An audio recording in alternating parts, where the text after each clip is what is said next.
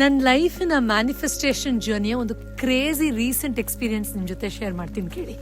ನನಗೆ ಗಿಡಗಳು ಅಂದರೆ ತುಂಬ ಇಷ್ಟ. ನಮ್ಮ ಮನೇಲಿ ಒಂದು 400-500 ಗಿಡಗಳನ್ನು ನೆಟ್ಟಿದ್ದೀವಿ. ಸೊ ಈ ವರ್ಷ ನಾನು ಅಂದ್ಕೊಳ್ತಾ ಇದ್ದೆ ಭೂಮಿ ಮೇಲಿರೋ ಓಲ್ಡೆಸ್ಟ್ ಟ್ರೀಸ್ನ ನೋಡೋದನ್ನು ಮ್ಯಾನಿಫೆಸ್ಟ್ ಮಾಡಬೇಕು ಅಂತ. ರಿಸರ್ಚ್ ಮಾಡಿದಾಗ ಗೊತ್ತಾಯಿತು, ಅಮೆರಿಕಾದಲ್ಲಿ ಕ್ಯಾಲಿಫೋರ್ನಿಯಾದಲ್ಲಿ ರೆಡ್ವುಡ್ ಟ್ರೀಸ್ ಅಂತಿದೆ. ಅದು ಕೇವಲ 100, 200, 500 ಅಷ್ಟೇ ಅಲ್ಲ, 2500, 1500 ವರ್ಷ ಈ ಥರ ಅಷ್ಟು ಹಳೆ ಮರಗಳಿದೆ ರೆಡ್ವುಡ್ ಟ್ರೀಸ್ ಅಂತ.